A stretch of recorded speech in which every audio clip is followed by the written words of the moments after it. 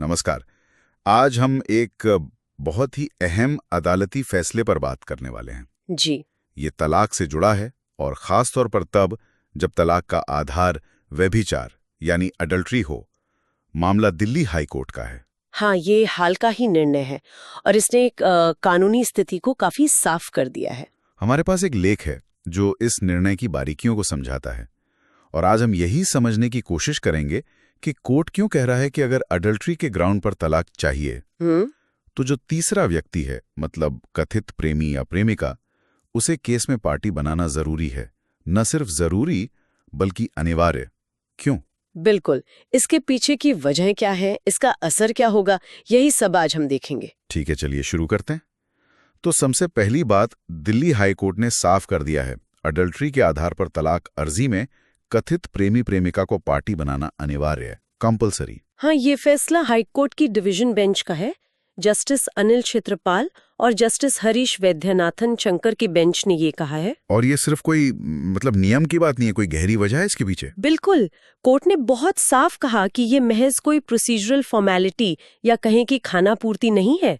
इसके पीछे ठोस कानूनी और नैतिक सिद्धांत हैं। अच्छा। जैसे कि हाँ। क्यों जरूरी है उस तीसरे व्यक्ति को शामिल करना। देखिए, सबसे पहली और शायद सबसे अहम वजह है प्राकृतिक न्याय का सिद्धांत, ऑडी अल्ट्रम पार्टम जिसे कहते हैं। दूसरे पक्ष को भी सुनो। हाँ, बिल्कुल।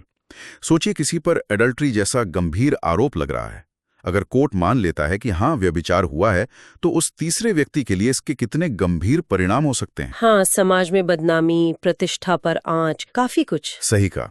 नागरिक परिणाम भी हो सकते हैं। हाँ। तो अगर उस व्यक्ति को अपनी बात कहने का, अपना बचाव करने का मौका ही ना मिले, उसे कार्रवाई में शामिल ही न किया जाए, तो ये तो अन्याय हुआ। बिल्कुल। ये प्राकृतिक न्याय के सिद्धांत का सीधा उल्लंघन है।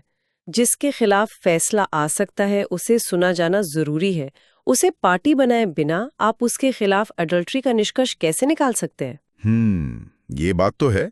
कानून सिर्फ पति पत्नी को नहीं देख रहा, उस तीसरे इंसान के अधिकारों को भी प्रोटेक्ट कर रहा है। उसकी प्रतिष्ठा का सवाल है। सही। ये दिखाता है कि न्याय की प्रक्रिया कितनी समावेशी होनी चाहिए। और दूसरी वजह जो इसी से जुड़ी है वो है कोर्ट के लिए एक प्रभावी और निष्पक्ष निर्णय लेना। प्रभावी और निष्पक्ष? वो कैसे, अगर वो पार्टी नहीं है तो कोर्ट कैसे तय करेगा कि एडल्ट्री हुई या नहीं?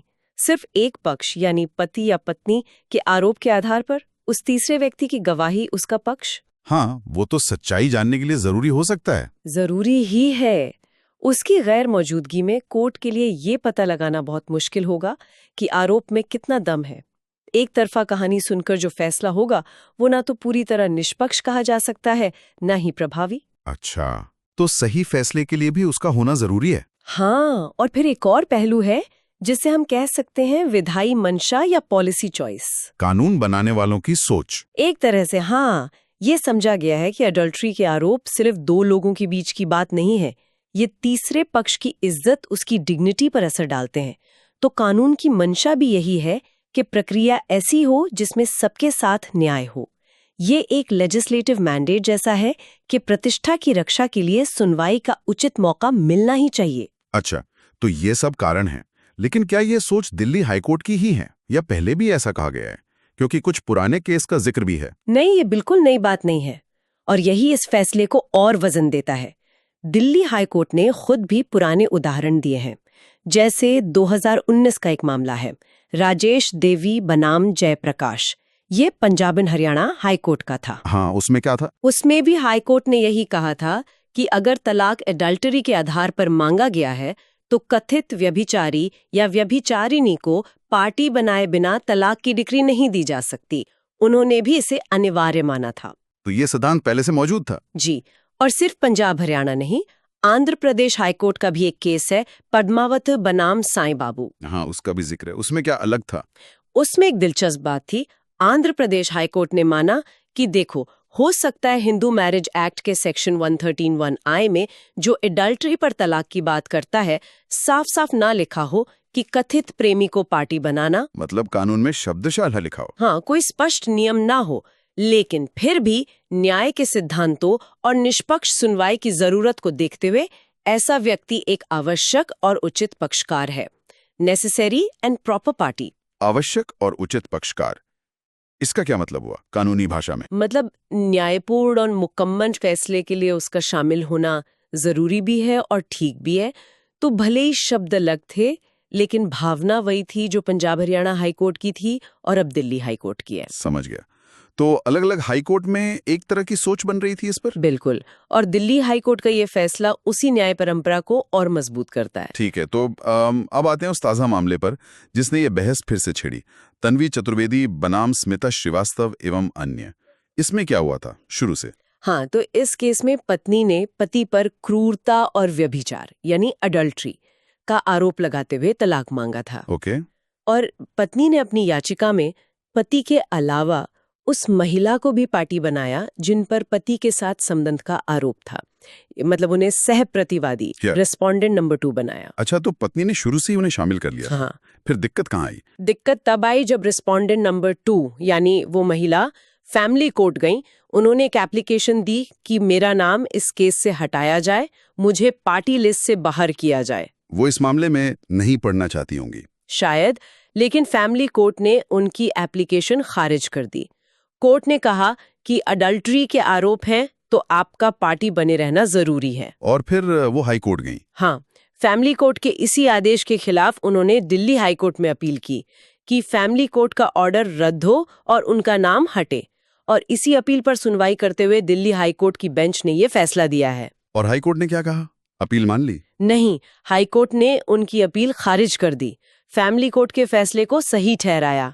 साफ कहा कि फैमिली कोर्ट ने उनका नाम हटाने से इनकार करके कोई गलती नहीं की। और आधार वही दिए, प्राकृतिक न्याय, प्रभावी निर्णय। हाँ बिल्कुल, हाई कोर्ट ने अपने फैसले में इन्हीं सिद्धांतों को दोहराया और बहुत ही जोर देकर कहा कि व्यभिचार पर आधारित कार्रवाई में कथित प्रेमी प्रेमिका को पक्षकार बनाना न केवल आवश्यक है बल्कि वैधानिक नियमों और प्राकृतिक न्याय के सिद्धांतों द्वारा भी अनिवार्य है। आवश्यक भी और अनिवार्य भी, मतलब कोई गुंजाइश ही नहीं छोड़ी। कोई गुंजाइश नहीं, एकदम स्पष्ट कर दिया। ये तो बहुत बड़ा और साफ फैसला है। लेकिन एक सवाल मन में आता है, पति पत्नी के मामलों में थोड़ी गोपनीयता की भी बात होती है, प्राइवेसी की, और दूसरी तरफ उस तीसरे व्यक्ति के अधिकार हैं। क्या ये फैसला उस संतुलन को थोड़ा तीसरे पक्ष की तरफ ज्यादा झुका रहा है? ये एक वाजिब सवाल है। देखिए, हर मामले में, खासकर फैमिली मैटर्स में, अलग अलग हितों में संतुलन बनाना होता है। यहाँ एक तरफ निजता है, दूसरी तरफ निष्पक्ष सुनवाई और तीसरे पक्ष की प्रतिष्ठा। हाँ। इस फैसले से लगता है कि कोर्ट ने अडल्ट्री जैसे गंभीर आरोप के मामले में निष्पक्ष सुनवाई और तीसरे पक्ष के अधिकारों को ज्यादा वजन दिया है। कोर्ट का मानना है कि बिना उस व्यक्ति को सुने न्याय नहीं हो सकता, भले ही थोड़ी प्राइवेसी प्रभावित हो। हाँ, ये संतुलन हमेशा ही मुश्किल होता है। तो अगर हम पूरी बात को समेटें तो दिल्ली हाईकोर्ट के जुरिस्डिक्शन में अब क्या स्थिति है? एकदम सीधी भाषा में। सीधी भाषा में ये कि अगर आप दिल्ली में अडल्ट्री के ग्राउंड पर तलाक फाइल कर रहे हैं तो आपको उस तीसरे व्यक्ति को जिस पर आरोप है अनिवार्य रूप से केस में पार्टी बनाना ही होगा। ये ऑप्शनल नहीं है। अगर नहीं बनाया तो हो सकता है आपकी अडल्ट्री वाली अर्जी ही खारिज हो जाए या उस आधार पर आपको तलाक न मिले। ये अब एक कानूनी बाध्यता है। ठीक है, तो ये थी दिल्ली हाईकोर्ट के उस अहम फैसले की गहरी पड़ताल जिसने अडल्ट्री के मामलों में कथित प्रेमी प्रेमिका को पार्टी बनाना अनिवार्य कर दिया है। हमने इसके पीछे के कारण समझे, प्राकृतिक न्याय, सही फैसला, प्रतिष्ठा की रक्षा, और ये भी देखा कि ये दूसरे हाईकोर्ट्स के विचारों से मेल खाता है। हाँ, ये एक महत्वपूर्ण स्पष्टीकरण है और इसी से जुड़ा एक विचार मैं छोड़ना चाहूंगी श्रोताओं के लिए सोचने के लिए। हाँ बिल्कुल। अब जबकि ये तय हो गया है कि तीसरे पक्ष को पार्टी बनाना जरूरी है और हमने ये भी देखा कि इसका उस व्यक्ति की प्रतिष्ठा पर क्या असर पड़ सकता है, तो ये फैसला उन लोगों के फैसलों को कैसे प्रभावित करेगा जो एडल्ट्री के आधार पर तलाक लेने का सोच रहे हैं। आप कह रही हैं कि क्या लोग अब हिचकेंगे अडल्ट्री को आधार बनाने से, क्योंकि इसमें एक और व्यक्ति शामिल होगा, मामला ज्यादा पेचीदा हो सकता है। हाँ, क्या ये कैसे डिस्पैरेज करेगा अडल्ट्री को ग्राउंड बनाने से, या लोग इसे सिर्फ एक जरूरी प्रक्रिया मानेंगे जो थोड़ी मुश्किल भले हो पर न्याय सुनिश्चित करती है? मतलब क्या ये सिर्फ प्रक्रिया को निष्पक्ष बना रहा है या इसका असर तलाक का आधार चुनने पर भी पड़ेगा? ये वाकई सोचने वाली बात है। क्या ज्यादा निष्पक्षता की कीमत ज्यादा जटिलता होगी, और क्या लोग वो कीमत चुकाना चाहेंगे?